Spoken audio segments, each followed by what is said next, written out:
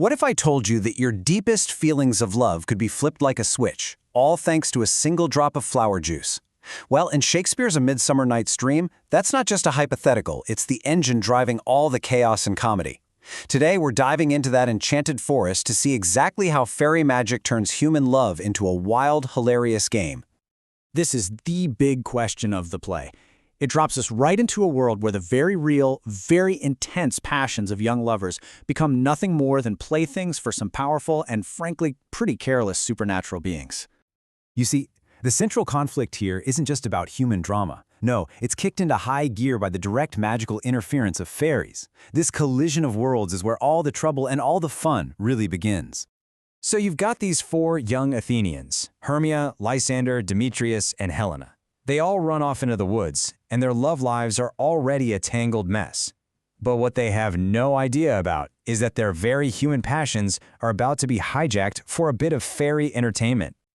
So who's actually pulling the strings in this magical mess? Well, it all comes down to two key players, a powerful, jealous king and his chaotic, fun-loving sidekick. Meet the fairy king, Oberon, and his mischievous servant, Puck. And here is where the recipe for disaster really comes together. On one hand, you've got Oberon. He's a serious schemer with a very specific, calculated goal. And on the other hand, you have Puck, who is basically mischief in fairy form. He isn't out for revenge, he just loves a good prank. That combination of cold planning and pure chaotic energy is what sets this whole story in motion. Oberon's whole plan is born out of a big fight with his wife. He's angry with his queen, Titania, over a human child she's adopted, a changeling boy. So his plan is pretty cold. Use magic to make her fall desperately in love with the first disgusting creature she lays eyes on. The idea is to humiliate her so badly that she'll just give him the boy. And then you've got Puck. While Oberon is busy plotting his grand revenge, Puck is just having a good time. He's known as a figure of fear in the villagery.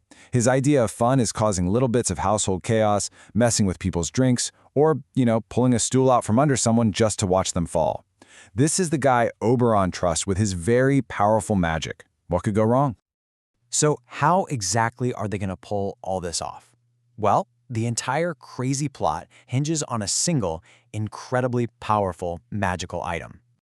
It's a flower called love in idleness, and its magic is deceptively simple but ridiculously powerful. You squeeze its juice onto someone's sleeping eyes, and boom, they will madly dote on the very next thing they see when they wake up.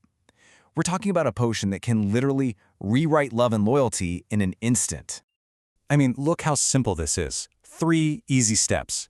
It just goes to show you how fragile something like love becomes in this forest. Deep, true affection can be totally erased and replaced with some wild, irrational crush. That's a dangerous weapon, especially in the hands of a prankster. So you've got a clear plan, a super potent potion, and a sprite who, well, doesn't always pay attention to the details. The result? An absolute classic midsummer mix-up. Okay, so here's where it all goes completely off the rails. This one critical mistake. Oberon sees Helena getting rejected by Demetrius, and he feels bad for her. He tells Puck, go find that disdainful youth and put the love juice on his eyes. But Puck finds a different Athenian guy sleeping in the woods, Lysander, and puts the potion on him instead. Whoops. And the fallout from that one little mistake is immediate, and it is dramatic. Lysander, who literally moments before was ready to risk everything for his true love Hermia, wakes up, sees Helena, and is suddenly overwhelmed with a burning, all-consuming passion for her. And the reversal is just shocking. He starts praising Helena's beauty, and in the very same breath, he calls his beloved Hermia a loathed medicine. This one quote just perfectly captures the wild, irrational power of this magic. It doesn't just change your feelings, it twists them into their total opposite. So, when Oberon figures out what Puck's done, he tries to fix it. He has Puck go put the potion on the correct guy this time, Demetrius. But this just makes everything 1,000 times worse, because now both men are desperately in love with Helena, who thinks they're just making fun of her, while poor Hermia is left completely alone and confused. What a mess. And what does the guy who caused all this chaos think about it? Oh, he is loving it. He's just watching this tangled mess of jealousy and confusion unfold, and he delivers his most famous line, which pretty much sums up the fairy point of view. Lord, what fools these mortals be. And Puck doesn't just sit back and watch, oh no. When Lysander and Demetrius are about to have a duel over Helena, Oberon tells Puck to step in. So Puck gleefully leads these two testy rivals on a wild goose chase through the dark woods, mimicking their voices to taunt them and lead them in circles until they just collapse from exhaustion. He's a total puppet master of mayhem. Eventually, though, the night has to end, and the fairies have got to clean up their own mess. So the final act is all about putting things back in order after a night of pure magical chaos. And that's really the heart of the play's comedy. It's not just one thing or the other, it's this perfect storm of Oberon's cold, calculating plan crashing right into Puck's cheerful, careless execution of it. Without both of those pieces, the whole hilarious story just wouldn't work. So Puck goes around with the antidote. The lovers all wake up thinking the whole night was just a very bizarre dream, and their feelings are sorted back to their natural taste. Everything ends with a big triple wedding, blessed by the fairy king and queen, who promise that the couples will be ever true and loving be.